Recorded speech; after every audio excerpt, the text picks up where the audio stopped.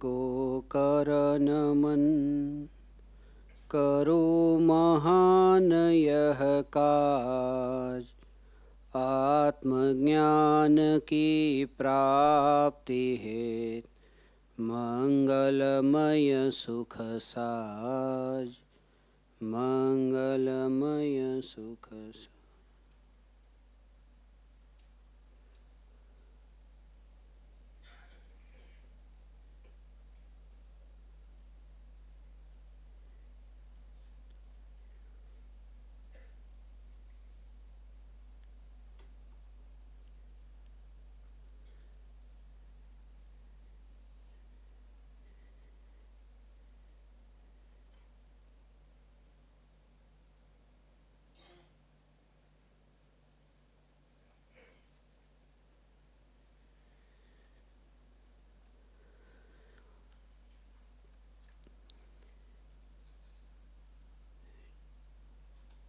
चैतन्य स्वभावी भगवान आत्मा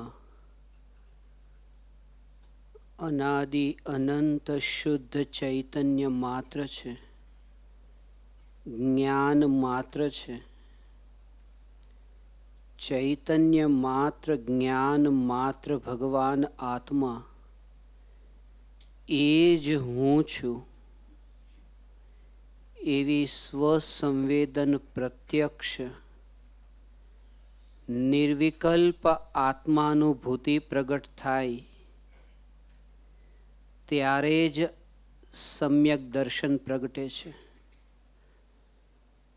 अनादिकाळथी ज्ञाननी पर्यायमां नहीं जणायेલું ज्ञायकનું સ્વરૂપ જણાય છે। આત્માની સિદ્ધિ થાય છે, આત્માની પ્રસિદ્ધિ થાય છે। જ્ઞાનનો પ્રવાહ નિરંતર વહી રહ્યો છે અને વહી રહેલા જ્ઞાનના પ્રવાહમાં પણ જ્ઞાનીનું હુંપણું નથી। જે ટકીને રહેનારું એવું જે શુદ્ધ ચૈતન્યપણું એ ચૈતન્યના બળે, જ્ઞાનના બળે, એ જ્ઞાન સ્વભાવના બળે જે જ્ઞાયક સ્વરૂપ છે ત્યાં સુધી જે પહોંચ્યા છે એ જ્ઞાનીઓએ જે ભગવાન આત્માની જે અનુભૂતિ થઈ, જે પર્યાયમાં ત્રિકાળી ધ્રુવ ભગવાન આત્મા જણાય છે, એ ભગવાન આત્માનું સ્વરૂપ કેવું છે તે સ્વરૂપ આત્મસિદ્ધિ શાસ્ત્રમાં પરમ કૃપાળુ દેવે સ્પષ્ટ કર્યું છે। રહસ્ય અનુભૂતિથી લગતું બહુ ઊંડું છે। જે સમયની પર્યાયમાં ભગવાન આત્મા અનુભવમાં આવે છે, એક ત્રિકાળી ધ્રુવ ભગવાન આત્મા અને એક છે ભગવાન આત્માનો અનુભવ થાય છે એ પર્યાય। આ બેમાંથી રહસ્ય સમજવું કે આ ત્રિકાળી ધ્રુવ ભગવાન આત્મા જે દ્રવ્ય ને જે પર્યાયમાં ભગવાન આત્મા અનુભવમાં આવે છે, આ જે પર્યાયમાં ભગવાન આત્મા અનુભવમાં આવે છે, આ ભગવાન આત્મા પર્યાયમાં અનુભવમાં તો આવે છે, અનુભવમાં આવે છે, પણ ભગવાન આત્મા પર્યાયમાં નથી આવતો। અને આ રહસ્યથી જ આત્મસિદ્ધિનું રહસ્યોદ્ઘાટન થઈ શકે છે કે ભગવાન આત્મા જેમાં જ્ઞાનીને હુંપણું છે અને જ્ઞાની માને છે કે હું ભગવાન આત્મા છું, હું ચૈતન્ય માત્ર શુદ્ધ આત્મા છું, એ શુદ્ધાત્મા આ છે અને શુદ્ધાત્મા જ્યારે અનુભવમાં આવે છે એ અનુભવની પર્યાય અહીંયા છે। 4 વાગે આત્માની નિર્વિકલ્પ અનુભૂતિ થઈ તો એ અનુભૂતિ જે છે એ અનુભૂતિ દ્રવ્ય નથી, અનુભૂતિ સ્વયં પર્યાય છે। કારણ કે 4 વાગે પ્રગટ થઈ છે। 4 વાગે અનુભૂતિની પર્યાયનો ઉત્પાદ થયો છે। અનાદિથી આ પર્યાય નથી, આ પર્યાય 4 વાગે પ્રગટ થઈ, પણ આ પર્યાયમાં જે અનુભવમાં આવ્યું એવું જે આ દ્રવ્ય એ 4 વાગે નથી જન્મ્યું, એ અનાદિ અનંત છે. આવું જે ધ્રુવ એવો ત્રિકાળી ધ્રુવ ભગવાન આત્મા એ જે સમયે પર્યાયમાં અનુભવમાં આવે છે ત્યારે એ પર્યાયની અંદર પ્રવેશ નથી કરતો, પર્યાયમાં પ્રવેશ નથી કરતો. હવે આ જે જ્ઞાનની પર્યાયમાં આત્મા જ્યારે જણાય 4 વાગે, ત્યારે જ્ઞાનનું જે જાણવાનું એવું નિરંતર જે કાર્ય ચાલતું, એ જાણવારૂપ પરિણમનમાં 4 વાગ્યાની પર્યાયમાં આ જ્ઞાનની 4 વાગ્યાની પર્યાયમાં ભગવાન આત્મા જણાય છે. હવે આ ભગવાન આત્મા આ જ્ઞાનની પર્યાય માટે સ્વજ્ઞેય છે કે પરજ્ઞેય છે? કે આ સ્વજ્ઞેય છે. અને જે પુત્ર પત્ની પરિવાર જે જ્ઞાનની પર્યાયમાં જણાતા હતા એ બધા પરજ્ઞેય છે. જ્ઞેય એટલે જે જ્ઞાનની પર્યાયમાં જણાય છે તે. આ જે ભગવાન આત્મા જે જ્ઞાનની પર્યાયમાં 4 વાગે જણાય એ સ્વજ્ઞેય છે. અને પુત્ર પત્ની પરિવાર સહિત આ શરીર અને રાગના દ્વેષના ભાવો આ બધા પરજ્ઞેય છે. એ પણ જ્ઞાનની પર્યાયમાં જણાય છે. જ્યારે આ સ્વજ્ઞેય જ્ઞાનની પર્યાયમાં જણાય છે, પણ સ્વજ્ઞેયનો પણ જ્ઞાનની પર્યાયમાં પ્રવેશ થઈ જતો નથી, માત્ર જણાય છે. કારણ કે આ જે દ્રવ્ય છે જો પર્યાયમાં પ્રવેશી જાય તો આ પણ અનિત્ય બની જાય, આ પણ ક્ષણિક બની જાય, આ પોતાના સ્વરૂપને છોડીને આના જેવું થઈ જાય, પણ આ પોતાના નિત્યપણાને છોડતું નથી. આનો ભાવ એ છે કે આ જે નિત્ય ધ્રુવ ભગવાન આત્મા જે પર્યાયમાં જણાય છે એ પર્યાયમાં પ્રવેશતો નથી. જ્ઞાનનો જે વિષય એવું જે સ્વજ્ઞેય ભગવાન આત્મા, સ્વજ્ઞેયનો પણ જો પર્યાયમાં પ્રવેશ ન થઈ જતો હોય તો જે ક્રોધાદી ભાવો શરીર અને પુત્રપત્રી વગેરે સંયોગો એ તો બહુ દૂરના છે, એ આ પર્યાયમાં કેવી રીતે પ્રવેશ કરે? અને આના ઉપરથી તે દ્રવ્ય અને પર્યાયનો ભેદ સમજાશે ત્યારે આત્માની સિદ્ધિનું રહસ્ય અહીંનું સમજાશે. અનુભવની પર્યાય આત્માની અનુભૂતિ જે સમયે થાય એમ કે એ જે પર્યાયમાં અનુભવમાં ભગવાન આત્મા આવે છે, જે પર્યાયમાં જણાય છે, અહીંયા જે કાર્ય થયું છે આ પર્યાયમાં ભગવાન આત્મા જણાયો છે, પણ પ્રવેશવો અને જણાવવું આ બેયમાં અંતર છે. ગોળ છે, રસગુલ્લું છે, આ રસગુલ્લાને અહીંયા જીભ પર મૂક્યું તો જીભ ઉપર એનો સ્વાદ આવ્યો કે રસગુલ્લું મીઠું છે. આ સમજવા માટે આ દ્રષ્ટાંત છે કે જીભ પર અનુભવ થયો કે રસગુલ્લું મીઠું છે. રસગુલ્લાનો અનુભવ કરનારી જીભ છે, પણ જે જીભે રસગુલ્લાનો અનુભવ કર્યો છે, રસગુલ્લું એ જીભની અંદર પ્રવેશ નથી કરતું, એ માત્ર જીભ પર અનુભવાયું છે. આ ભગવાન આત્મા પર્યાયમાં અનુભવાયો છે, પણ પર્યાયમાં પ્રવેશતો નથી. એ જે ભગવાન આત્મા તે હું છું, આ પર્યાય જે ભગવાન આત્માને જાણવાનું કાર્ય કરે છે, આ પર્યાય જે જાણવા રૂપે પરિણમે છે, આ જે પર્યાય જે આ રાગના વિકલ્પને, શરીરને અને ધન પત્ર પત્ની સંયોગોને આ બધાને જાણવા રૂપે આ પર્યાય પરિણમે છે. જે પર્યાય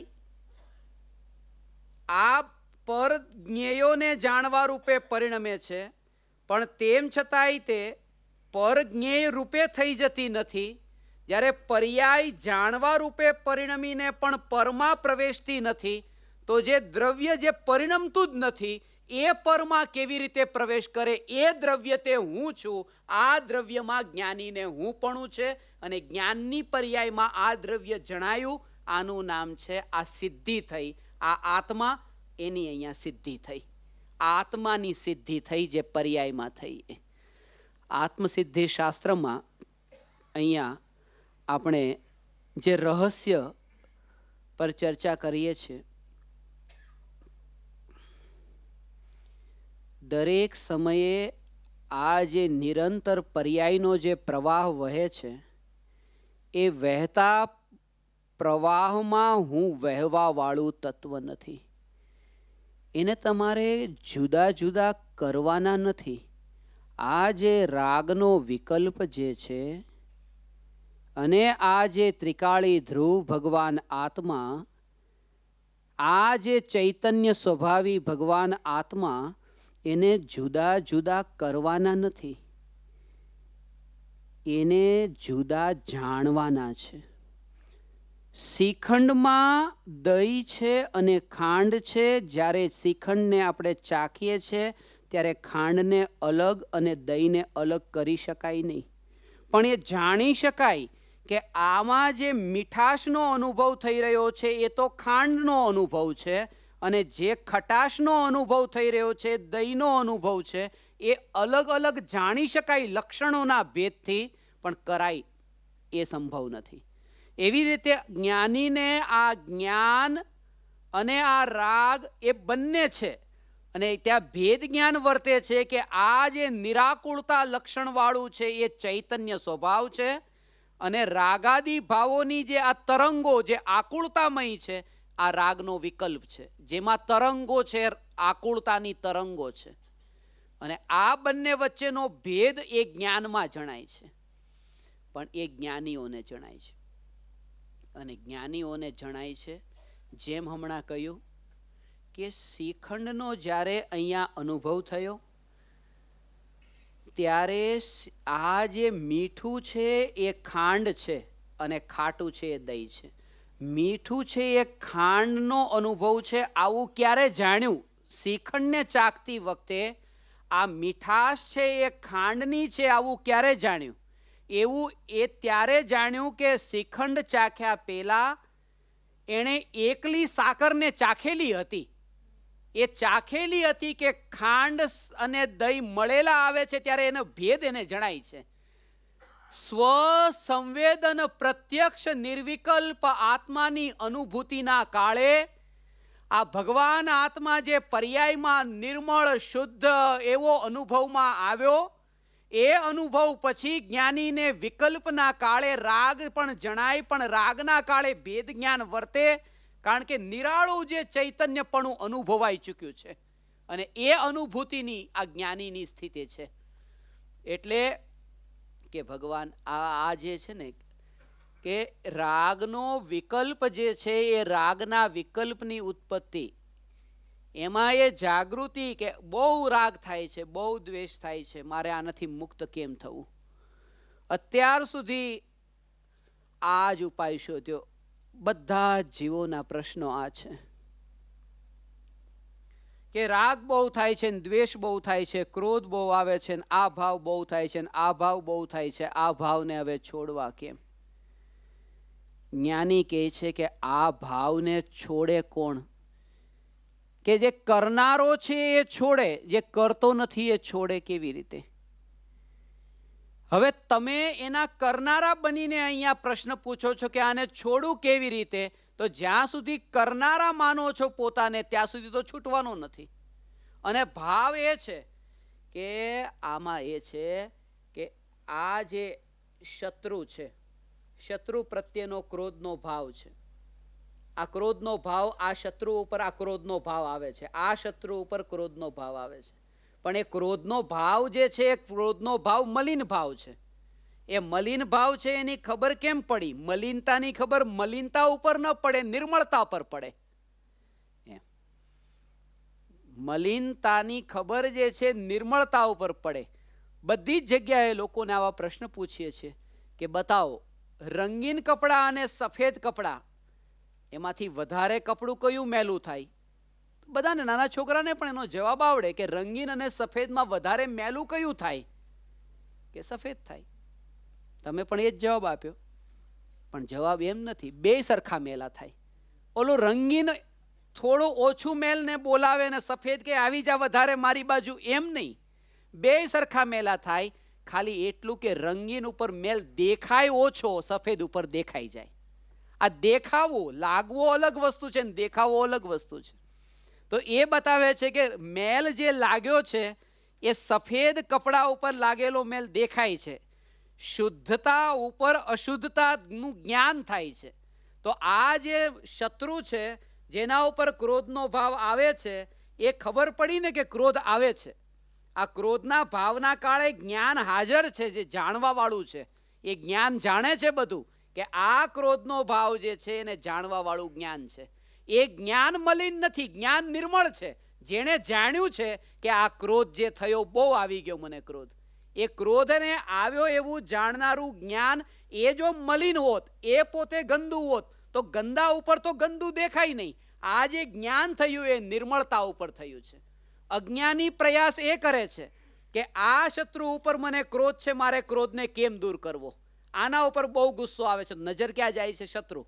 તો ક્રોધ તો આવવાનો જ તે. અને જ્ઞાની કહે છે ક્રોધ જે જણાયો એ જ્ઞાન નિર્મળ છે, અને આ નિર્મળ જ્ઞાન સ્વભાવી ભગવાન આત્મા આ જ હું છું. જેવું ભગવાન આત્મા ઉપર નજર ગઈ કે શત્રુ ઉપરથી નજર હટીને અહીંયા ગઈ, તો ક્રોધનો ભાવ તો આના ઉપર નજર જતી હતી એટલે આવતો હતો. ભગવાન આત્મા ઉપર નજર જતા ક્રોધનો ભાવ સમાપ્ત થયો. સ્વભાવના લક્ષ્ય તે વિકારથી મુક્તિ થાય, પરના લક્ષ્ય ક્યારેય પણ વિભાવથી મુક્તિ થતી નથી. અને આ જ એકમાત્ર ઉપાય છે. દરેક સમયે ભગવાન અશુદ્ધતાના કાળે આ શુદ્ધતાનું જ્ઞાન, આ અશુદ્ધતાના કાળે ગમે એવો વિકારનો ભાવ, એક વ્યક્તિ ઉપર ક્રોધનો ભાવ આવે છે અને આપણે કહીએ મને બહુ ગુસ્સો છે, પણ ક્રોધના કાળે પણ જ્ઞાન હાજર છે. જ્ઞાન ગયું ક્યાં? જ્ઞાન તો હાજર છે. હાથમાં પથ્થર લીધો અને પથ્થર ફેંકવા માટે કહે ને બસ હવે એનું માથું ફોડી નાખું, ત્યાં કોઈ બીજા ભાઈ વચ્ચે આવી ગયા. તો બીજા ભાઈ જ્યારે વચ્ચે આવ્યા તો એમને કીધું ભાઈ તમે એક બાજુ હટી જાઓ નહીં તો તમને વાગી જશે. તો ક્રોધ તો બહુ છે, પથ્થર મારવો છે, પણ ત્યાં જ્ઞાન હાજર છે. જ્ઞાન જાણે છે ભાઈ તમને નથી મારવાનો, પેલાને મારવાનો છે. એ જાણવા વાળું કોણ છે? એ જ્ઞાન છે. જે ક્રોધ આટલો તીવ્ર છે પણ એ જાણવાનું કામ કરી રહેલું એ જ્ઞાન છે. જ્ઞાન વિકારમાં પણ એ પોતે પોતાનું જે કાર્ય જાણવું જાણવું જાણવું એ પોતાનો સ્વભાવ છોડતું નથી. અને એટલા માટે તે વિકારની ઉત્પત્તિના કાળે વિકારથી મુક્ત ન થવું, પણ વિકાર જે છે એ જેમાં જણાયો છે એ જ્ઞાન નિર્મળ છે.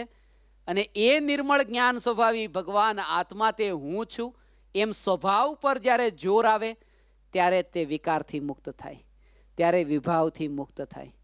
અને ત્યારે તે એ જીવ આત્માની અનુભૂતિના બળે દરેક સમયે આ જ જાગૃતિ, કે પ્રત્યેક સમયે આ જાગૃતિ જ્ઞાનમાં જણાતા કોઈ પણ જ્ઞેયોનો જ્ઞાનમાં પ્રવેશ નથી. આ જ્ઞાનમાં જણાતા જ્ઞેયોનો જ્ઞાનમાં પ્રવેશ નથી. હું નિર્મળ જ્ઞાન દર્પણ છું. આ એનું કાર્ય ચાલુ છે. દર્પણની સામે જે ટેબલ ને ખુરશી છે એ દર્પણમાં પ્રતિબિંબિત થાય છે, કારણ કે દર્પણનો સ્વભાવ છે કે જે વસ્તુ સામે પડી હોય એ દર્પણમાં ત્યાં પ્રતિબિંબિત થાય. દર્પણનો સ્વભાવ છે પ્રતિબિંબિત થાય, એનો સ્વભાવ જતો નથી. પણ જો દર્પણ પર ધૂળ લાગી જાય તો ટેબલ ખુરશી પ્રતિબિંબિત નહીં થાય. આખા જગતને જાણવાનો આ જ્ઞાનનો સ્વભાવ છે, પણ રાગ અને દ્વેષના ભાવની ધૂળ એવી લાગી છે કે આખું જગત અત્યારે આપણા આ જ્ઞાનના અંદર જણાતું નથી. પણ દર્પણનો જે સ્વભાવ છે, સ્વભાવ જતો નથી રહ્યો પ્રતિબિંબિત કરવાનો. હવે દર્પણમાં એ ધૂળ પ્રતિબિંબિત થઈ રહી છે. પહેલા ટેબલ ખુરશી પ્રતિબિંબિત થતા હતા. એનું કાર્ય ચાલુ છે દર્પણનું. અત્યારે આ રાગ અને દ્વેષના ભાવ જ્ઞાનમાં જણાઈ રહ્યા છે, જે ધૂળ છે. પણ જ્ઞાનનું જે કાર્ય છે જાણવું જાણવું જાણવું, એને અનાદિથી આજ સુધી કે અનંતકાળ સુધી કોઈ બાધા પહોંચતી નથી. આવો જે જ્ઞાન દર્પણ સ્વભાવી ભગવાન આત્મા તે હું છું, આ દર્પણના દ્રષ્ટાંતથી જ્ઞાનનું સ્વરૂપ સ્પષ્ટ થાય એવું છે. દર્પણ એવું છે. દર્પણ દર્પણ હું દર્પણ છું. બસ હું દર્પણ છું. જ્ઞાન દર્પણનું સ્વરૂપ એવું છે. જ્ઞાનમાં જ્ઞેયો ગમે એટલા જણાય. જેમ દર્પણ સામે 10 ખુરશી હોય તો દર્પણ 10 ન થઈ જાય, એક જ રહી. 20 ખુરશી આવે તો દર્પણ 20 ન થઈ જાય, દર્પણ એક જ રહે. એમ આ જગતના અનંત પદાર્થો આ જ્ઞાનરૂપી દર્પણમાં પ્રતિબિંબિત થાય છે. પણ જ્ઞાનનું સ્વરૂપ તો એક રૂપ, એ પોતે એક રૂપને એક રૂપે ટકીને રહ્યું. બસ આ જ જ્ઞાનનું સ્વરૂપ, જ્ઞાનીને એ સ્વરૂપમાં તન્મયતા છે. જ્ઞાનમાં કોણ પ્રતિબિંબિત થયું જોર એના ઉપર નથી. એટલે આ જ્ઞાનનું સ્વરૂપ. દર્પણ જે છે, દર્પણના અંદર સામે જે પદાર્થ રાખ્યા છે, એ પદાર્થ જે છે, પદાર્થ એક છે ને દર્પણ 10 છે. તો એક જ ખુરશી 10 દર્પણમાં પ્રતિબિંબિત થતી હોય, પણ ખુરશી 10 દર્પણમાં પ્રતિબિંબિત થાય એટલે ખુરશી 10 ન બની જાય, એ તો એક જ રહી. એવી રીતે કોઈ પણ પદાર્થ, જેમ કે હું ભગવાન આત્મા અનંત કેવળીના જ્ઞાનરૂપી દર્પણમાં પ્રતિબિંબિત થાઉં છું, પણ હું અનંત નથી, હું તો એક રૂપ જ છું, આ એક સ્વરૂપ જ છું. બસ મારું સ્વરૂપ એ બદલાતું નથી. એમાં કેટલા જ્ઞેય જણાય એટલે મારું સ્વરૂપ બદલાતું નથી ને હું કેટલાના જ્ઞાનમાં જણાવ એનાથી મારું સ્વરૂપ બદલાતું નથી. એવું આ જ્ઞાનનું સ્વરૂપ છે, એવું આ જ્ઞાન દર્પણનું સ્વરૂપ છે. આ દર્પણથી લગતા જ તે આવી રીતે એક વિષય જે તમને મોકલાયો હતો, જ્ઞાન દર્પણ સહસ્ત્રી, એ આના ઉપર જ તે 1000 દ્રષ્ટાંત છે. હમણાં એક પુસ્તક નવું આપણું આવે છે દર્પણથી જ સંબંધિત, કે જ્ઞાન અને દર્પણની તુલના. 1000 દાખલા છે કે દર્પણ અને જ્ઞાનમાં કેવી રીતે સમાનતા છે. અને આ જ જ્ઞાન દર્પણ તમે અંદરમાં એટલા નિર્મળ, અંદરમાં કે ગમે એટલું સામે આગ લાગી દર્પણમાં એનું પ્રતિબિંબ પડે, અને પ્રતિબિંબ પડે ને તમને કેટલી અંદરમાં તે કે બસ મારું દર્પણ બળવાનું નથી, એ નિશ્ચિંતા કેટલી વર્તે છે. એ નિશ્ચિંતા જે વર્તે છે કે દર્પણમાં આગનું પ્રતિબિંબ પડે તો એ દર્પણ બળવાનું નથી, એને કોઈ અસર થવાની નથી. જ્યારે ક્રોધનો ભાવ અહીંયા ઉત્પન્ન થયો અને જ્ઞાનરૂપી દર્પણમાં પ્રતિબિંબિત થયો, ત્યારે એ અજ્ઞાનીને એમ હોય આ ક્રોધને કેમ મટાડું. અને જ્ઞાનીને આ જ્ઞાનનું જોર છે કે ક્રોધ જે દર્પણમાં પ્રતિબિંબિત થાય છે, પણ આ દર્પણ એનું આ દર્પણનું જોર એટલું કે આ ક્રોધનો ભાવ શમી જાય છે. દર્પણનું જોર કે હું પોતે શુદ્ધ ચૈતન્ય માત્ર, કૃપાળુ દેવે અહીંયા જે વર્ણન કર્યું છે એ શુદ્ધ ચૈતન્ય સ્વરૂપ, આ સ્વરૂપની વાત છે. આત્મસિદ્ધિ શાસ્ત્રમાં જેમ આપણે હમણાં ચર્ચા કરી,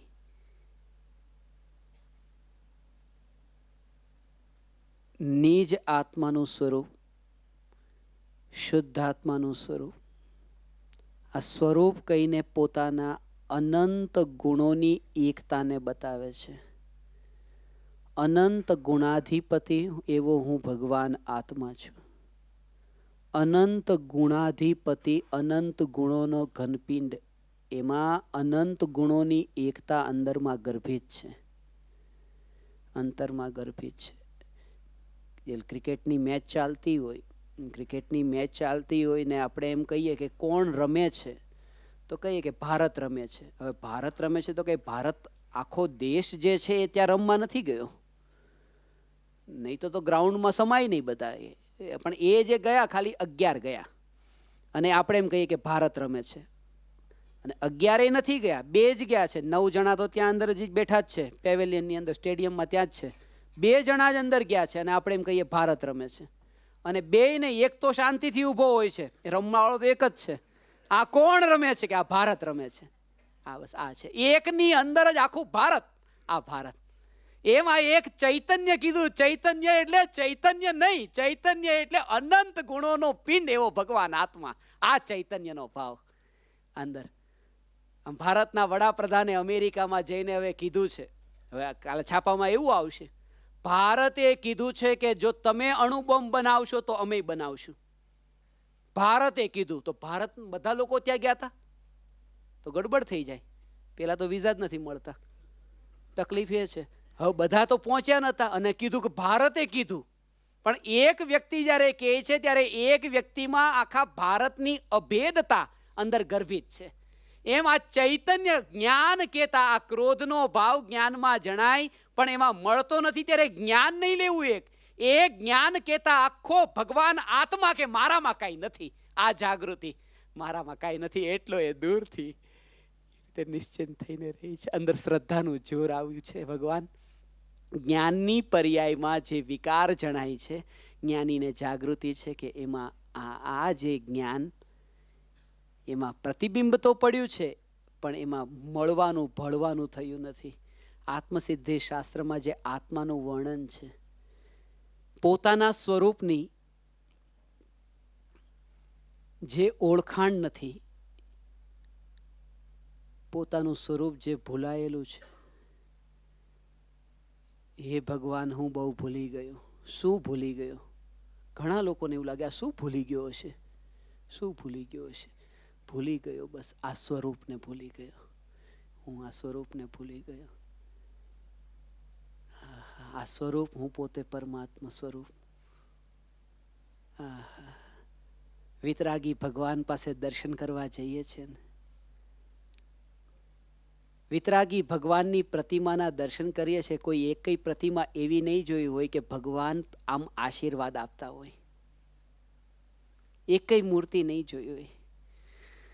એનું કારણ છે કે આ આશીર્વાદ આપતી ભગવાન કે આમ આશીર્વાદ આપતી મૂર્તિ આમ હાથ પર હાથ ધર્યા છે, આમ ભગવાન કરતા એમ નથી. આમ કરવાનો અર્થ જ છે કે શરણમાં લીધો, શરણમાં લીધો. અને ભગવાન કહે છે કે હું તને શરણમાં લઉં કેવી રીતે? તું પોતે પરમાત્મા છો ને પરમાત્માને મારે શરણ આપતી કેવી રીતે? હું તને નહીં આપું. તમે અત્યારે જ પરમાત્મા છો, અત્યારે જ પરમાત્મા છો. બસ માન્યું નથી. માને એ કેમ પરમાત્મા છો? એનું કારણ છે.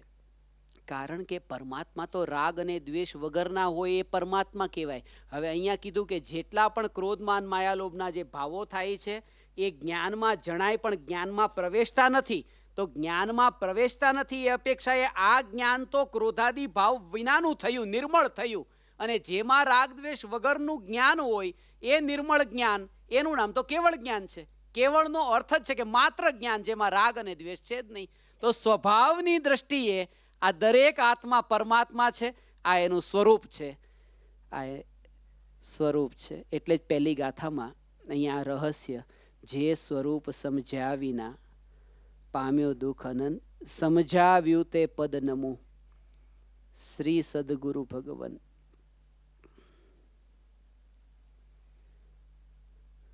અહીંયા નમસ્કાર કર્યા. કોને નમસ્કાર કર્યા?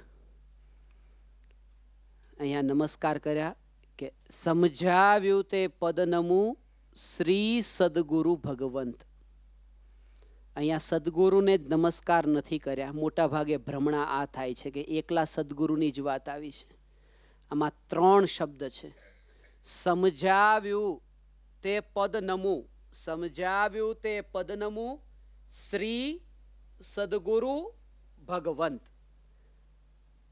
શ્રી નો અર્થ થાય છે લક્ષ્મી, જ્ઞાન રૂપી લક્ષ્મી. સદગુરુ એટલે ગુરુ અને ભગવંત એટલે ભગવાન. પૂજામાં આપણે દેવ શાસ્ત્ર ગુરુની પૂજા કરીએ છીએ. આ ભગવંત કહેતા દેવ, શ્રી કહેતા શાસ્ત્ર અને સદગુરુ કહેતા ગુરુ. દેવ, શાસ્ત્ર ને ગુરુ. કારણ એનું એ છે કારણ કે 3 એવા નિમિત્તો હોય છે કે જેના માધ્યમથી સ્વરૂપની સમજણ થાય છે. એટલે આ 3 નિમિત્તોને લીધા. દેશના લબ્ધિ જે છે 3-5 લબ્ધિમાં 3જા નંબરમાં દેશના લબ્ધિ છે કે જેમાં દેવ થકી પણ દેશના મળે છે, શાસ્ત્ર થકી પણ મળે છે અને ગુરુ થકી પણ મળે છે. આ શ્રી સદગુરુ ભગવંત. અને હજુ એમાં એ છે કે શ્રી પહેલા, સદગુરુ પછી ને ભગવંત પછી.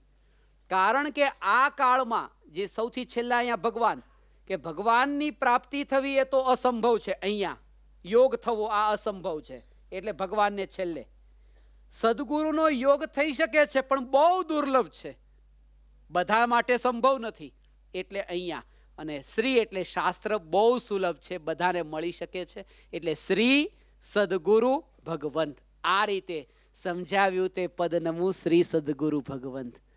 અહીંયા 6 પદના માધ્યમથી આત્માનું સ્વરૂપ સમજાવ્યું છે. અને આ 6 પદ તો આપ સૌને સારી રીતે યાદ છે. પદ પણ યાદ છે. હું કોણ છું, ક્યાંથી થયો, શું સ્વરૂપ છે મારું ખરું, કોના સંબંધે વળગણા છે, રાખું કે એ પરિહરું. આ બધાને યાદ છે. અને આત્મસિદ્ધિ શાસ્ત્રનો જે વિષય છે એને આપણે બધી જ આત્મસિદ્ધિની જે માસ્ટર કોપી છે એમાં અહીંયા રાખ્યો છે. હું કોણ છું, ક્યાંથી થયો, શું સ્વરૂપ છે મારું ખરું, કોના સંબંધે વળગણા છે, રાખું કે હું પરિહરું. આ શું છે? આ પ્રશ્ન છે. હું કોણ છું, હું ક્યાંથી થયો, શું સ્વરૂપ છે મારું ખરું, કોના સંબંધે વળગણા છે, રાખું કે હું પરિહરું. આ બધા પ્રશ્નો છે. અને એના ઉત્તર ક્યાં? એના ઉત્તર આ 6 પદ છે. હું કોણ છું? આત્મા છે, હું આત્મા છું. ક્યાંથી થયો? થયો જ નથી, આત્મા નિત્ય છે. શું સ્વરૂપ છે મારું ખરું? આત્મા કર્મનો કરતા છે ને ભોગતા છે. જો પરમાં જોડાય તો, અને સ્વમાં લીન થાય તો પોતાના સ્વભાવનો કરતા છે ને ભોગતા છે. આ મારું સ્વરૂપ છે. તો હવે કોના સંબંધે વળગણા છે, રાખું કે હું પરિહરું. આ વળગણા જે છે એ શું છે? બંધન છે એ શું છે? આ બંધનનું જ વિરોધી બતાવવા માટે કૃપાળુદેવ પોઝિટિવ ભાષામાં મોક્ષ છે એ બતાવ્યું છે. અને રાખું કે પરિહરું એ જે વિધિ જે છે પરિહરવાની, ત્યાગવાની, આ મોક્ષના માર્ગમાં આવે છે. આ આખું પદ જે છે એની અંદર આ આત્મસિદ્ધિના 6 પદ અંદર ગર્ભિત છે. હું કોણ છું, ક્યાંથી થયો, હું આત્મા છું, હું થયો નથી. અને આ આત્મસિદ્ધિ શાસ્ત્રના જે આ 6 પદ, એ 6 પદમાં તમે વિશ્વની વ્યાખ્યા સાંભળી હશે. વિશ્વ કોને કહે છે? 6 દ્રવ્યના સમૂહને વિશ્વ કહે છે. અને 7 તત્વોનું નામ પણ સાંભળ્યા હશે. જીવ, અજીવ, આશ્રવ, બંધ, સંવર, નિર્જરા ને મોક્ષ. આ 7 તત્વ છે. આ 6 પદ જે છે એ 6 પદમાં આખું વિશ્વ ગર્ભિત છે. એટલા માટે આત્મસિદ્ધિ શાસ્ત્રમાં આખા જગતનો સાર આવી ગયો. એટલા માટે કારણ કે 6 દ્રવ્ય છે: જીવ, પૂતગલ, ધર્મ, અધર્મ, આકાશ અને કાળ. તો એમાં પહેલા જ બતાવ્યું કે આત્મા છે, આત્મા નિત્ય છે. આ જીવ દ્રવ્યની વાત થઈ કે આ જીવ છે. અહીંયા જીવ આત્મા છે, આત્મા નિત્ય છે. અને આત્મા કોનો કરતા છે? કે કર્મનો. કર્મ કયું દ્રવ્ય છે? કે તો પૂતગલ દ્રવ્ય છે, જડ છે. આ પૂતગલ દ્રવ્ય આવી ગયું અંદર. કર્મનો કરતા છે ને કર્મનો ભોગતા છે. અને કર્મનો કરતા કેવી રીતે બન્યો? કર્મ આત્મા તરફ આવીને બંધાય છે ને. અહીંયા બેઠા છીએ તો કારમાણ વર્ગના આત્મા તરફ આવીને આત્મા સાથે બંધાય છે. તો કેવી રીતે આત્મા તરફ આવે છે? કે કયું દ્રવ્ય એમાં નિમિત્ત છે? કર્મ આત્મા તરફ આવે ને બંધાય ત્યારે તો આવે એમાં ધર્માસ્તિકા દ્રવ્ય નિમિત્ત છે. અને આવતા જ નથી રહેતા, આવીને પછી બંધાઈ જાય, રોકાઈ જાય છે ને. અહીંયા અધર્માસ્તિકા દ્રવ્ય નિમિત્ત છે. અને આત્માને અને કર્મને બધાને રહેવા માટે જગ્યા કોણે આપી? તો કે આકાશ દ્રવ્ય છે. અને આ બંધન જ રહેવાનું છે કે છૂટે પાછું? કે મોક્ષ છે અને મોક્ષનો ઉપાય પણ છે. આ બંધન હંમેશા માટે નથી. તો એ કાળ દ્રવ્ય પણ છે કે એના નિમિત્તથી પરિવર્તન પણ છે. આ 6 દ્રવ્યમાં, 6 પદમાં 6 દ્રવ્ય ગર્ભિત છે. આ 6 પદની અંદર 7 તત્વ ગર્ભિત છે. અને આ રીતે તમે આખી એક એક ગાથાઓનું જ્યારે વિવેચન લઈશું ને ત્યારે ખબર પડશે કે આ કેવા પ્રકારે 1500 શાસ્ત્રો આ આટલે 142 ગાથાની અંદર જ બધું આ કેમ ગર્ભિત છે. અધ્યાત્મનો દ્રષ્ટિકોણ અને આગમનો દ્રષ્ટિકોણ, આ 2 દ્રષ્ટિકોણ હોય છે. આગમનો દ્રષ્ટિકોણ એ છે કે જે વિશ્વને જો બતાવવું હોય તો વિશ્વ શું છે? કે આ 6 દ્રવ્યના સમૂહને વિશ્વ કહે છે. અને અધ્યાત્મના દ્રષ્ટિકોણથી જો વિશ્વનું સ્વરૂપ કહીએ તો કે 7 તત્વ સિવાય વિશ્વમાં કંઈ નથી. જગતને ઓળખવા માટે 6 દ્રવ્યનું સ્વરૂપ સમજવું જરૂરી છે. અને આત્માને ઓળખવા માટે આ 7 તત્વોનું સ્વરૂપ સમજવું જરૂરી છે. અને એમાં થોડું રહસ્ય છે, એનો ભાવ સમજવો. 7 તત્વ છે તો એમાં જીવ છે. પહેલું તત્વ જીવ છે. તો આત્મા છે, આત્મા નિત્ય છે. આ 6 પદમાં પહેલા 2 પદ કર્મનો કરતા, તો કર્મ કહેતા અજીવ આવી ગયો. કર્મનો કરતા છે એટલે કર્મ બંધાય છે, આત્મા તરફ આવે છે, એ આશ્રવ છે. કર્મ બંધાય છે, આ બંધ તત્વ છે. અને મોક્ષ છે તો મોક્ષ તત્વ તો મોક્ષના નામથી જ બતાવ્યું છે મોક્ષ છે. અને મોક્ષનો ઉપાય શું છે કે સંવર અને નિર્જરા એ મોક્ષનો ઉપાય છે. કારણ કે સંવર નિર્જરા થકી મોક્ષ છે. એટલે મોક્ષનો ઉપાય છે એમાં સંવર નિર્જરાનું વર્ણન કેવી રીતે કર્યું છે એ ગાથાઓ લેશું ત્યારે એનું સ્પષ્ટ ખુલાસો થશે. આમાં 7 તત્વો પણ આવી જાય છે, 6 દ્રવ્યો પણ આવી જાય છે, 9 પદાર્થ પણ આમાં આવી જાય છે આ 6 પદની અંદર. કારણ કે એમાં 2 તત્વ એડ કર્યા, પુણ્ય અને પાપ, તો 9 થયા. અને પુણ્ય પાપ ને શુભ અશુભ એ 2 વાત આવી ગઈ. શુભ કરે ફળ ભોગવે એ દેવાદી ગતિમાં એની છે ને, તો એ દેવગતિના અંદર ને નરકાદીના અંદર અશુભના. તો આ પુણ્ય અને પાપના જે કર્મો છે એનું સ્વરૂપ પણ એમાં બતાવ્યું છે. આના ઉપરથી એ કે 6 દ્રવ્ય હોય, 7 તત્વ હોય કે 9 પદાર્થ હોય, એવો કોઈ જીનાગમનો વિષય એવો નથી કે જેનું વર્ણન આ આત્મસિદ્ધિ શાસ્ત્રમાં ન હોય. એટલે અહીંયા જે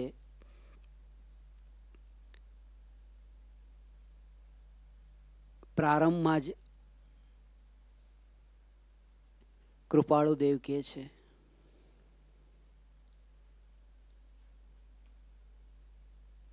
જ્ઞાન છે એ કદાચ બહારથી તમારામાં આવી જશે, પણ સમજણ જે છે એ તમારા અંતરથી પ્રગટ થશે. કારણ કે સમજણમાં શ્રદ્ધા મળેલી છે. આ બેમાં એટલું ભેદ જાણવો. એક સાધારણ વિદ્વાન પણ તત્વનું જ્ઞાન કોઈને આપવું હોય તો આપી શકે. ચલો બેસી જાઓ, હું તમને થોડું સમજાવું છું. બેસી જાય. પણ તત્વની શ્રદ્ધા કરાવવા માટે તીર્થંકર ભગવાન પણ સમર્થ નથી. એટલે આ જ્ઞાન કરતા શ્રદ્ધાનું જોર વિશેષ છે. અને એ શ્રદ્ધા સહિતનું જ્ઞાન છે એનું નામ સમજણ છે.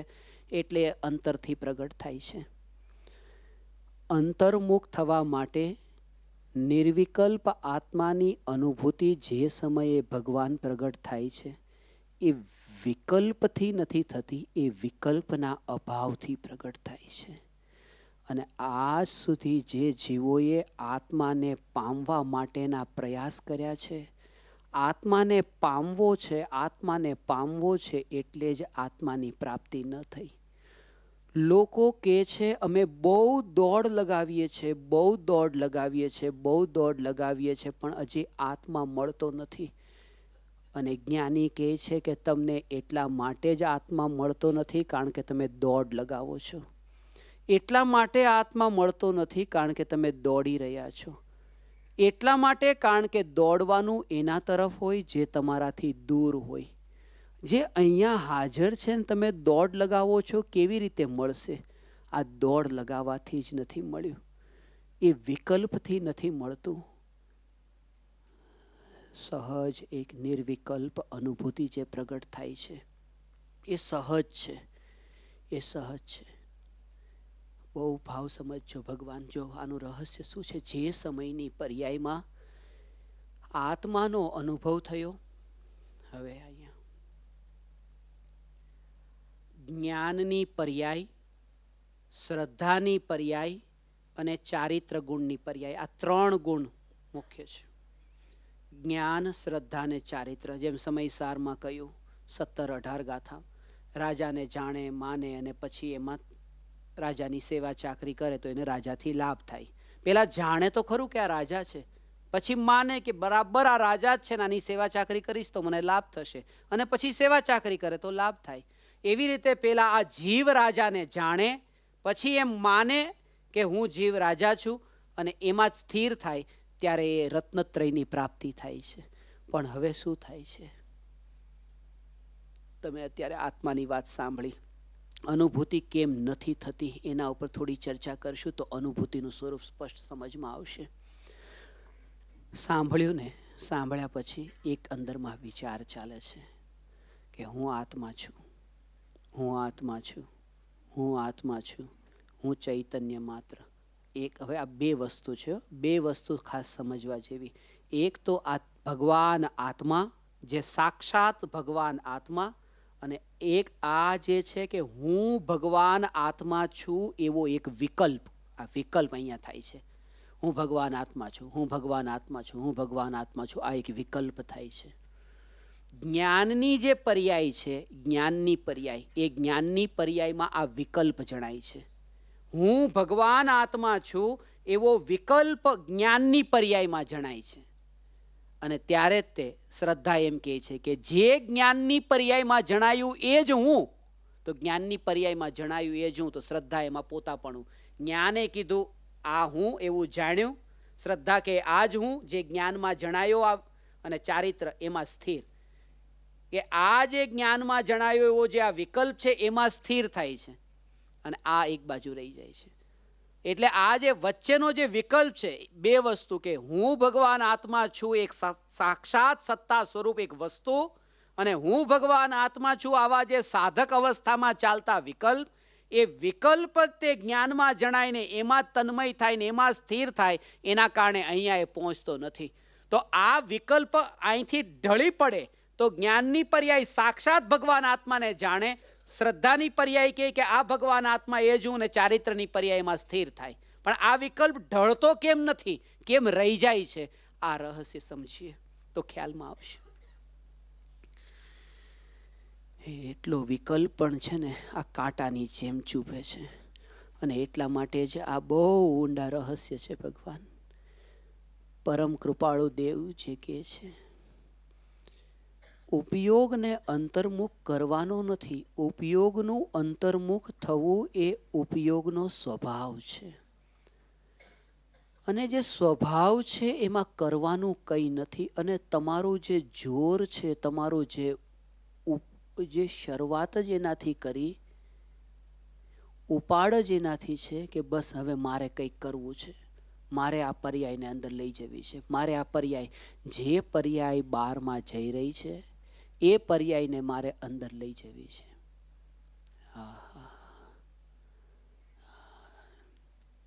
આ સ્વરૂપ જો ભગવાન આ પર્યાય છે. હવે આ પર્યાય એક, અને આ ત્રણ વસ્તુ છે. અહીંયા પર્યાય આ પર અને આ આત્મા. હવે પોતાની પર્યાય પરમાં જાય છે, તો અહીંયા એને એ જ વિચાર કે આ મારી પર્યાય છે, આ પરમાં જાય છે, પરમાં જાય છે, પરમાં જાય છે. પણ અહીંયા એ કે જ્યારે પરમાં જાય છે પણ એ મારું સ્વરૂપ જ નથી, હું અહીંયા છું, હું અહીંયા. તો જેવી અહીંયા દ્રવ્યના ઉપરનું જોર આવે, અત્યાર સુધી જોર આનું હતું કે હું બહુ પરમાં ભટક્યો, બહુ પરમાં ભટક્યો, બહુ પરમાં ભટક્યો, એટલે પર્યાયનું જોર હતું. અને આ જે દ્રવ્ય જે પરમાં ભટક્યું જ નથી, જે શુદ્ધ છે, જે નિર્મળ છે, આ તે હું એવું જાણ્યું કોણે? આ તે હું એવું જાણ્યું કોણે? એવું જાણ્યું આણે. તો પર્યાય ઓટોમેટિક દ્રવ્યમાં ગઈ, એને દ્રવ્યમાં લઈને જવી પડી. દ્રવ્યમાં તો પર્યાય લીન થઈ જાય છે જ્યારે એ દ્રવ્યનું જોર અંદરમાંથી આવે અને પર્યાયનું જોર ભગવાન મટી જાય ત્યારે. અહીંયા તો પર્યાય તે હું બહુ પરમાં ગયો, મારે હવે શું કરવું? હું બહુ પરમાં ગયો કે હું આ નથી, હું આ છું. અને આ છું એના ઉપર જોર આવ્યું ત્યારે આ છું એવું કોણ જાણે છે? એવું જાણનારી પર્યાય છે, કાર્ય પર્યાયમાં થાય છે. પણ પર્યાય તે હું નથી, હું દ્રવ્ય છું. એટલે દરેક સમયે આ જાગૃતિ, અને ત્યારે સહજ રૂપે અનુભવ થાય છે. આ એને કેવી રીતે આવું છે, દરેક સમયે આવું છે સ્વરૂપ.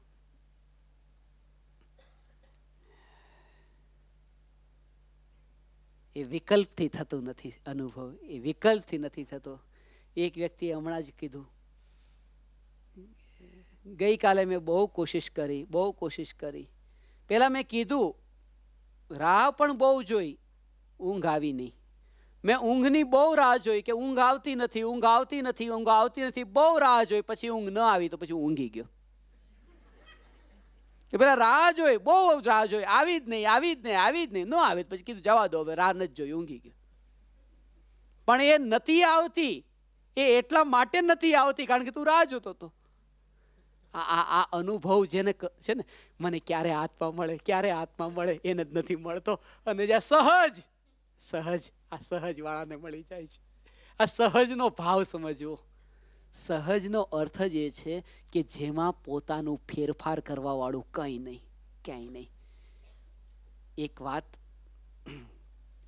એક વ્યક્તિ દારૂ પી લીધું છે, નશામાં છે અને પોતાના ઘરના દરવાજાની પાસે જ છે અને લોકોને કહે છે કે મને કંઈક મદદ કરો, મારી ઘરડી માં મારી રાહ જોવે છે, મારે ઘરે જવું છે, મારી રાહ જોવે છે, મારે ઘરે જવું છે. હવે એ તો ઘરે જ છે, ત્યાં ઘરના દરવાજે પહોંચેલો છે, પણ તોય તે ના, મારે મારી મા પાસે મળવું છે, મારી રાહ જોવે છે, મારે ઘરે જવું છે. એક વ્યક્તિ આ વાત સાંભળે છે, એની પાસે જાય છે કે શું તારે તકલીફ છે? તો કે મારે તકલીફ એ છે કે મારે મારી મા પાસે જવું છે, મને કોઈ લઈ જાઓ, લઈ જાઓ, લઈ જાઓ. કે ભાઈ તું અહીંયા જ છો તારી મા પાસે? કે ના, કે મારા મા પાસે લઈ જાઓ, કે મારી મા રાહ જોવે છે. તો કે ચાલ એક કામ કર, અહીંયા બહાર એક બળદ ગાડું હતું, એ બળદ ગાડાના અંદર એને કીધું ચાલ તું બેસી જા, હું તને લઈ જાઉં તારી મા પાસે. હવે આના ઉપરથી એક વાત એ સમજવાની કે જે વ્યક્તિ એને બળદ ગાડામાં બેસાડીને લઈને જાય છે, એ જ્યાં પણ લઈને જશે, એ ક્યાં લઈને જશે ખબર નથી, પણ એક વાત પાક્કી છે કે એની માથી દૂર લઈને જશે. કારણ કે મા તો પાસે હતી જ તે. એટલે તમને જો કોઈ એમ કે ને આવો હું તમને આત્મા પાસે લઈ જાઉં, તો એ તમને જ્યાં પણ લઈને જશે ને, આત્માથી તો દૂર જ લઈને જશે. કારણ કે આત્મા તો અહીંયા જ હતો, તમે ક્યાં લઈ ગયો? એ ક્યાંય ને ક્યાંય બહાર જ લઈ જશે. અહીંયા અંદરમાં જવાનું છે, એટલા માટે આ માર્ગ એવો છે, કોઈ તમને લઈ ન જઈ શકે. જવું હોય એ જતો રહે, પણ કોઈ લઈને ન જઈ શકે. એટલે આ સ્વતંત્રતાનો સહજ માર્ગ છે, સહજ માર્ગ છે, કોઈ કોઈને લઈ ન જઈ શકે. આવું શુદ્ધ ચૈતન્ય સ્વરૂપ સહજ રૂપે ઉપયોગનું અંતર્મુખ થવું, સહજ રૂપે અનિત્યતાની અસારતાનો બોધ થતા ઉપયોગ અંતર્મુખ થાય છે. આ સહજ અંતર્મુખ થાય છે. આનો ભાવ સમજવો. કૂવાની અંદર બિલકુલ વચ્ચે વચ્ચ એક રસ્સીથી ઘડો બાંધીને રાખ્યો છે. હવે ઘડો જે બાંધીને રાખ્યો, એ ઘડાને અંદર હવે કૂવામાં નાખવો છે. દોરડું બિલકુલ બરાબર બંધાયેલું છે, પણ એ દોરડાને હવે કાપી નાખ્યું. દોરડું જેવું ત્યાંથી કપાઈ ગયું. હવે એ ઘડાને કૂવામાં નાખવું હોય તો શું કરવું? કંઈ નહીં, એ ઘડો કૂવામાં સહેજે જશે. કારણ કે નીચે કૂવામાં જવું, અંદર જવું, એ તો એનો સ્વભાવ છે. એ જેના કારણે નહોતો જઈ શકતો, એ આ બંધન હતું.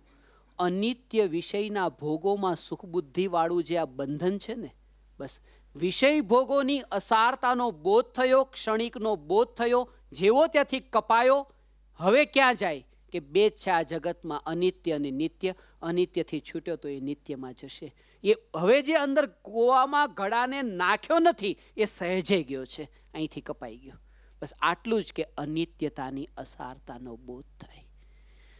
અને અનિત્યતાની અસારતાના બોધનો અર્થ એ છે, એ નથી થયો એટલા માટે જ. એ નથી થયો એટલા માટે આપણે અહીંયા દિવસમાં 4 કલાક, 8 કલાક, 12 કલાક જો આત્માની વાત સાંભળીએ છીએ, પણ જે અંતરમાં જે પ્રાપ્ત થવું જોઈએ એની પ્રાપ્તિથી વંચિત રહ્યા. એનું કારણ જ આ છે. કારણ કે એ બોધ એવો નથી થયો કે જે નિત્યની યાત્રા તરફ લઈને જાય. એવી અસારતાનો બોધ નથી થયો. એટલા માટે આ જાગૃતિ રહી કે આ સમયની પર્યાયમાં જે આ જણાઈ રહ્યું છે, એ આગલા સમયની પર્યાયમાં અજાણ્યું થઈ જવાનું છે. આવો વિચાર તમે તમારા અંતરમાં પૂછો, કેટલી વાર આવે છે? જાણીતું અજાણ્યું બની જવાનું છે. જાણીતું અજાણ્યું બની જવાનું છે. એની વેદનાને, એની પીડાનો અહેસાસ છે તમને? જો અહીંયા પગ ઉપર ખુરશી ઉપર બેઠા છીએ અને પગ ઉપર હાથનો રૂમાલ રાખ્યો છે. હાથનો રૂમાલ પગ ઉપર રાખ્યો છે અને રૂમાલ નીચે પડી ગયો. વાત કરતા હતા સામે કોઈ સાથે ને, એ ધ્યાન જ ન ગયું કે રૂમાલ. હવે જેવું રૂમાલ તરફ ધ્યાન ગયું કે રૂમાલ ક્યાં ગયો, આ એક નાની ઘટના. એ ક્યાં ગયો? કે અહીંયા હતો ને ત્યારે પગ ઉપર જાણીતો હતો. આ રૂમાલ જાણીતો હતો કે અત્યારે ખબર છે કે જે મારો રૂમાલ છે, મારો અહીંયા પડેલો છે, અને પડ્યો નીચે પડી ગયો, દેખાડો ક્યાં ગયો ક્યાં ગયો ક્યાં ગયો. એ 3 સેકન્ડ 2 સેકન્ડ 3 સેકન્ડ એ પછી નીચેથી મળી ગયો, તરત નીચેથી આમ હાથ કરીને લઈ લીધો, પાછો ખિસ્સામાં મૂકી દીધો. પણ એ 3 સેકન્ડ માટે 2 સેકન્ડ માટેના પરિણામોનો વિચાર કર્યો. શું થયું એ વખતે? એ સ્થિતિ શું છે? એ સ્થિતિ એ છે કે જેને મેં મારું માન્યું છે એ જાણીતું હતું, એમાંથી અજાણ્યું બન્યું. ક્યાં ગયું? અને હે ચૈતન્ય પરમાત્માઓ, જો 5 રૂપિયાનો 10 રૂપિયાનો રૂમાલ જેમાં મારાપણું એ જાણીતામાંથી અજાણ્યો બને ને આટલી વેદના ક્યાં ગયો? જ્યારે કરોડોની સંપત્તિ, પુત્ર પત્ની પરિવાર, મૃત્યુ થતાં આગલી ક્ષણે જાણ્યામાંથી અજાણ્યા બનવાના છે. કારણ કે ગયા ભવનું આ ભવમાં કંઈ જાણીતું નથી. એ નિયમ છે કે આવતા ભવમાં અજાણ્યું બનશે.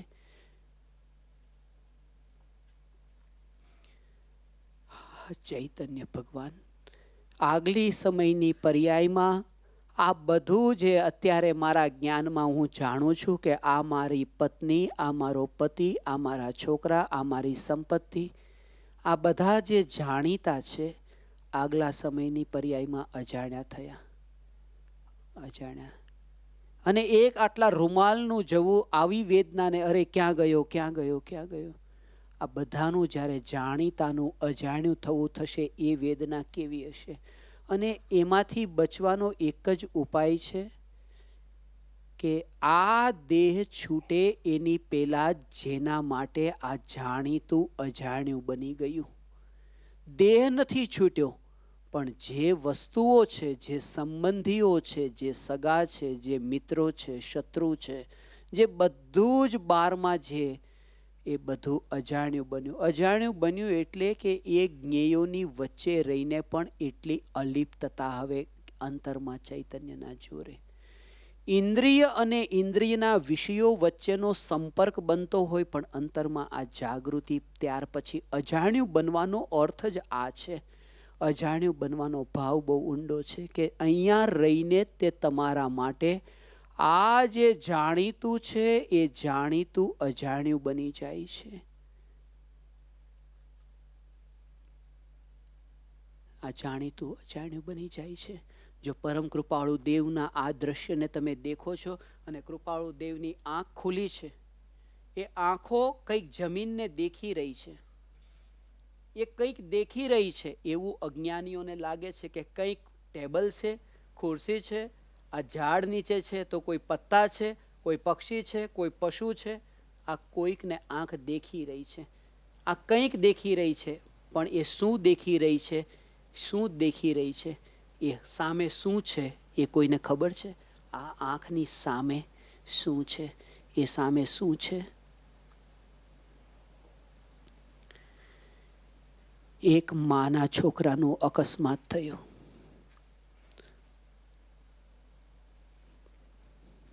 ઘરે ફોન આવ્યો કે બેન, તમારા દીકરાનું એક્સિડન્ટ થયું છે, હોસ્પિટલમાં છે, બહુ સિરિયસ છે, તમે આવી જાઓ. માં ફટાફટ ગાડીમાં બેસીને હોસ્પિટલ તરફ જાય છે. રસ્તામાં આંખ ખુલી છે, માની આંખ ખુલી છે અને કપડાની દુકાનમાં કપડાં લટકેલા છે, સોનીની દુકાનમાં દાગીના લટકેલા છે. આંખ અને કપડા વચ્ચે કોન્ટેક્ટ થઈ રહ્યો છે. આમ ખુલ્લી આંખ છે ને કપડા સામે છે, આંખ અને દાગીના વચ્ચે કોન્ટેક્ટ થઈ રહ્યો છે. અને એ માને ન કપડા દેખાય ન દાગીના દેખાય, માને પોતાનો દીકરો દેખાય છે. આ કોન્ટેક્ટ થવો અલગ વાત છે ને અંદરમાં જે જણાવવું એ અલગ છે. અને કૃપાળુ દેવને આ શું જણાય છે? કૃપાળુ દેવને એ સમયે અંતરનો ચૈતન્ય પરમાત્મા જણાય છે. દુનિયાને દેખાય આંખ અને વસ્તુનો કોન્ટેક્ટ થઈ રહ્યો છે. આ બહારની દ્રષ્ટિ, ચામડાવાળી દ્રષ્ટિ છે એને એ દેખાય, કંઈક દેખી રહ્યા છે.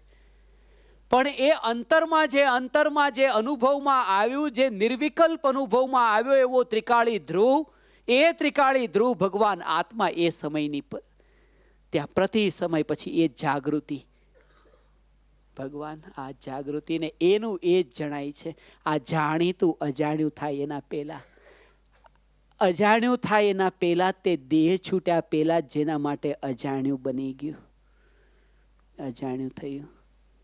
આટલી જાગૃતિ અને અનિત્યતાની અસારતાનો એવો બોધ. બેહોશી જ્યાં છે ત્યાં જ અધર્મ છે. આ ચૈતન્યવાળી દ્રષ્ટિ, જે અંતર્મુખ થવાવાળી જે દ્રષ્ટિ છે, એ દ્રષ્ટિ ન પ્રગટવાનું આ એક કારણ છે. એ દ્રષ્ટિ ન પ્રગટવાનું આ એક કારણ કે એ અસારતા જેટલી અંદરમાં એક સાથે મળી જવી જોઈએ ને, એ મળી નથી. અને એ એટલા માટે કારણ કે મૃત્યુનો બોધ એવો નથી, અનિત્યતાની અસારતાનો બોધ એવો નથી.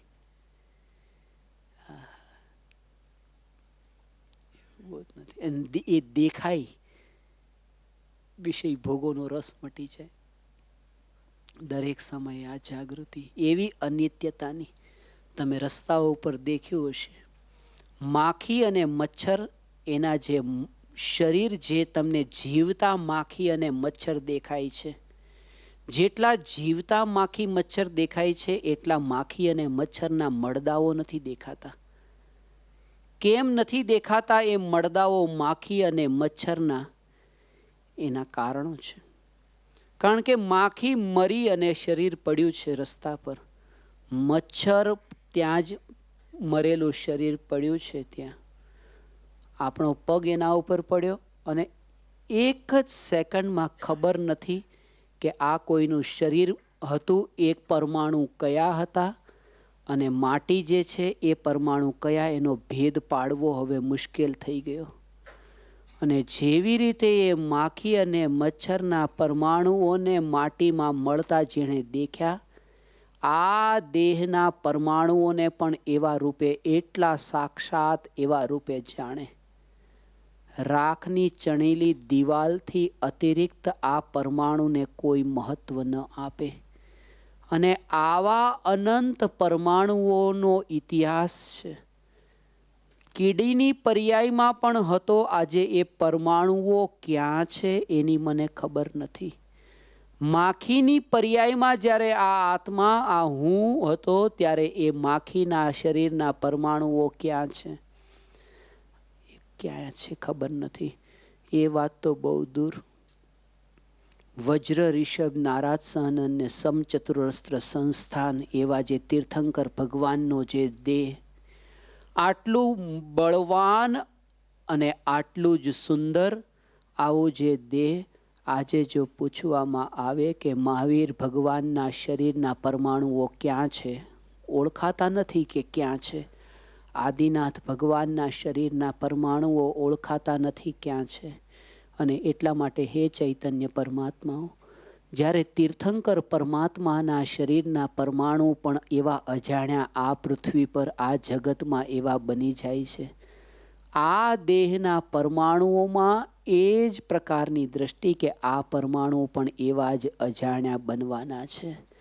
એટલા માટે આ પરમાણુઓને એક સાથે એટલી દૂરીને એટલો એનો ભેદ, આખો એવો ભેદ બની રહે, એટલું નિરાળવાપણું કે આ દેહના પરમાણુઓના અંદર પણ એ ભેદ દુનિયાને દેખાય છે. એટલે કૃપાળુ દેવની જે આ દ્રષ્ટિ અને કૃપાળુ દેવની આ સ્થિતિ જે દેખાય છે,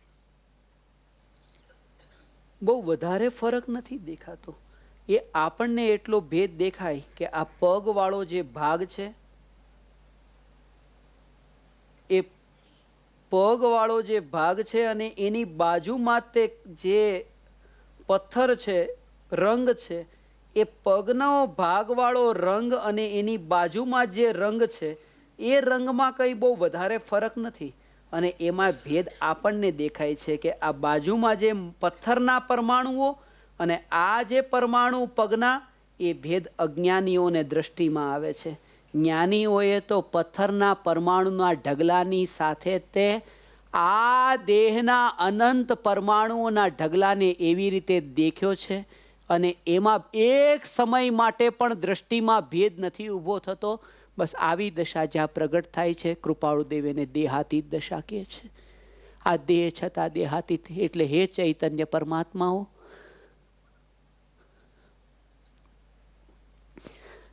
આજ કે આગલા સમયે આ જાણીતું અજાણ્યું બનવાનું છે, એટલી જાગૃતિ અને આનાથી જ એક અંદરથી એવો બોધ પ્રગટ થાય.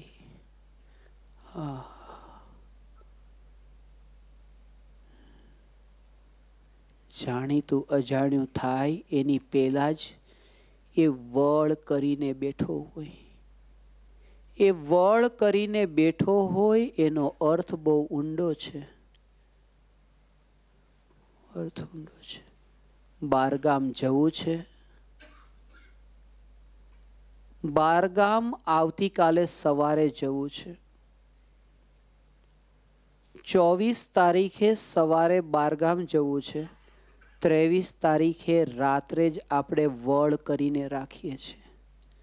બેગ પેક કરીને રાખી છે અને ત્યાં દરવાજાની પાસે એ બેગ મૂકી પણ દીધી છે કે સવારે નાહી ધોઈને તૈયાર થઈને સીધી બેગ જ ઉંચકવાની રહી. કે આ અત્યારથી તૈયારી કેમ કરી? કારણ કે જવાનું હતું તો કાલ સવારે, કે ત્યારે ખબર નહીં પછી મોડું થાય કાંઈ થાય, બધું પહેલેથી વળ કરીને. વળનો મતલબ બહુ ઊંડો છે. ત્યાં સોફા પણ પડ્યો હોય, હોલમાં તમે ત્યાં બેગ રાખી છે, સોફા છે, ટીવી છે, બધી વસ્તુ ત્યાં તમારે ત્યાં બધી વસ્તુઓ ત્યાં પડેલી છે અને ત્યાં બેગ પણ ત્યાં પડી છે. પણ વળનો અર્થ એ કે તમારી દ્રષ્ટિમાં એટલું છે ભગવાન કે આટલી બેગ અહીંથી લઈને જવાની છે, બાકી બધું અહીંથી નથી લઈ જવાનું. આ વળ કરીને રાખી એનો ભાવ એ છે. અંતર્મુખ થઈને ચૈતન્યવાળી દ્રષ્ટિ, એટલે કે દેહ છૂટે એના પહેલાં તે આ ધન સંપત્તિ અને આ શરીરના પરમાણુઓ એને એક બાજુ આ વળ કરીને રાખ્યા. અને અહીંયા એક બાજુ કે જે સાથે એક જ કે આ જે ચૈતન્ય જ્ઞાન, આજે જાણનાર એ જાણનારમાં તે કે એ જ એક સાથે એની સાથેની યાત્રા થવાની છે. આ જાણવા વાળું જે તત્વ, આ ચૈતન્ય તત્વ, એ જ એક યાત્રા. અને એના પહેલા જે એની વચ્ચે રહીને એનાથી છૂટો ભેદ અંદરમાં દ્રષ્ટિમાં પડ્યો, જે વળ કરીને બેઠો છે, આ ભગવાન આ છે. અને અનંત કાળથી આ જીવો પછતાયા છે, તડપ્યા છે, દુઃખી થયા છે આ વળના અભાવને લીધે. પહેલેથી વળ નથી કરી. અને જ્ઞાનીને પ્રતિ સમય આ જાગૃતિ છે ને એટલા માટે જ કે સવારના જ્યારે કપડાં પહેર્યા ત્યારે એ જાગૃતિ છે. એક દિવસ એવો નથી જતો કે હવે એ યાદ ન રહે. જાગૃતિ વર્તે કે આ વસ્ત્ર મારે નથી ઉતારવાના, પરિવારજનો જ હવે ઉતારશે. સવારના પહેર્યા કપડાં ત્યારે આ જાગૃતિ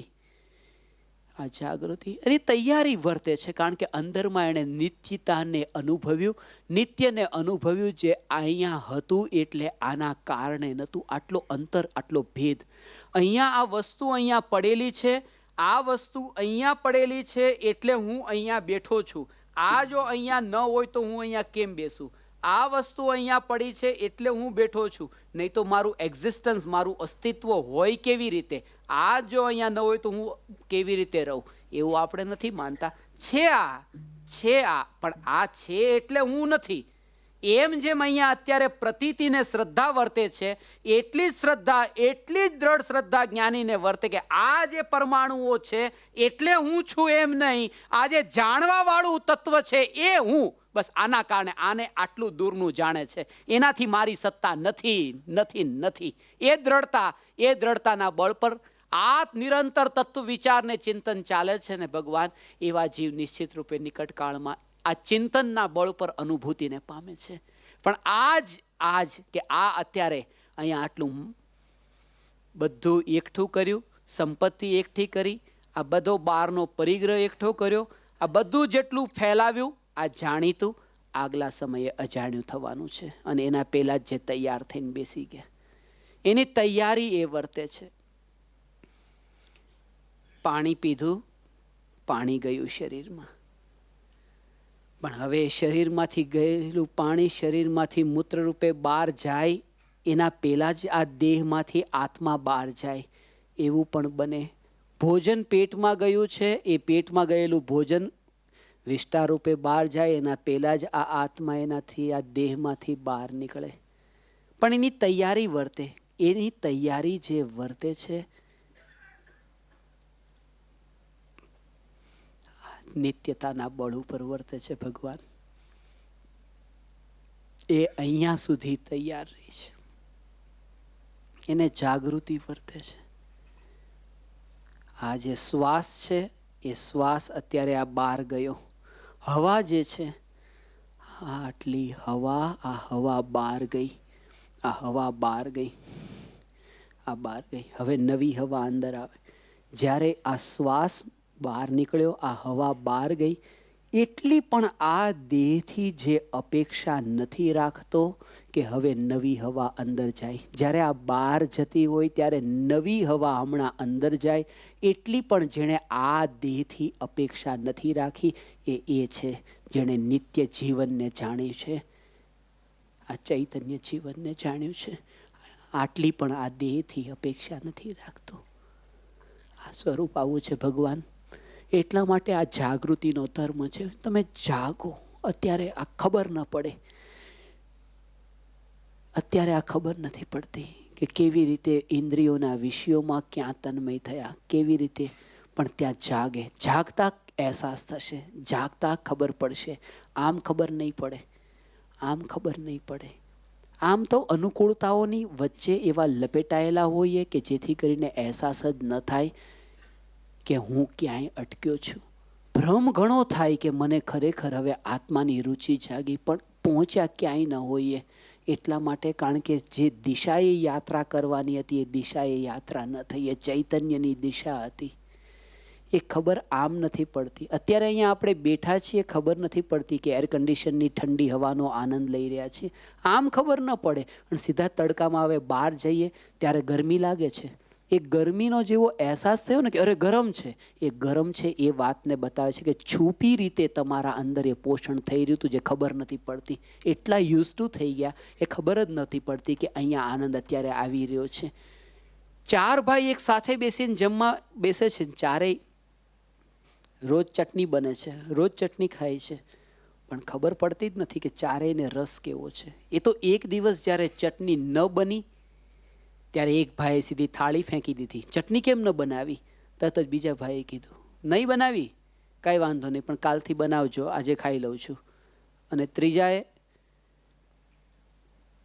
એટલું પણ ન બોલ્યો અને ચૂપચાપ કે નથી બની, જવા દો, કાંઈ કહેવું નથી. અને ચોથાને ખબર પણ ન પડી ચટણી નથી બની એની.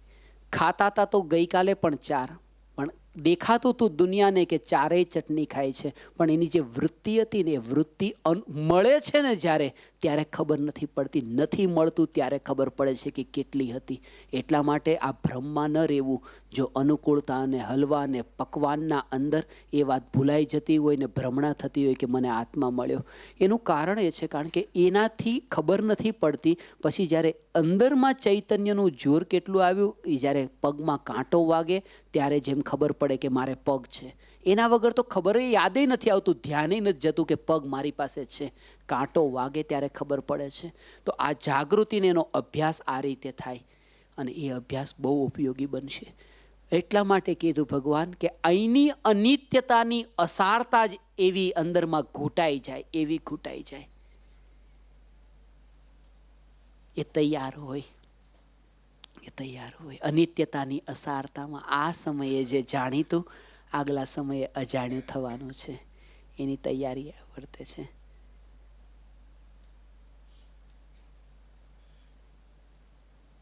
હમણાં જ એક જગ્યાએ આવું થયું હતું મલેશિયામાં. આ રૂમાલનો દાખલો આપ્યો,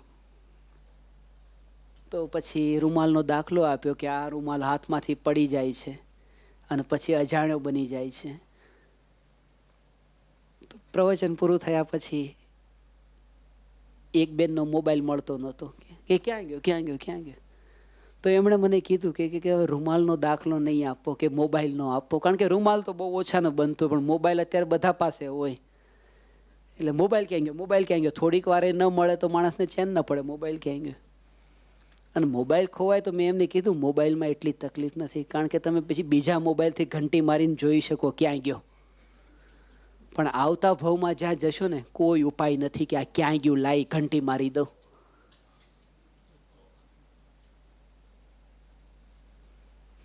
એટલે આપ ચૈતન્ય પરમાત્માઓને આ જ વાત કેવી છે ભગવાન. આત્મસિદ્ધિ શાસ્ત્રનો આ જે આપણે રહસ્ય સમજીએ શરૂઆતમાં પહેલાં જ આત્મા ત્યારે સમજાશે, અનિત્ય છે, અસાર છે, એ બોધ જ્યાં સુધી અંદર ન પ્રગટે ત્યાં સુધી એ નથી સમજાતું.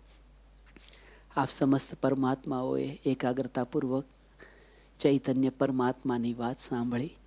આ પરમાત્માઓની ભાવનાઓનો આદર કરું છું, પ્રણામ કરું છું.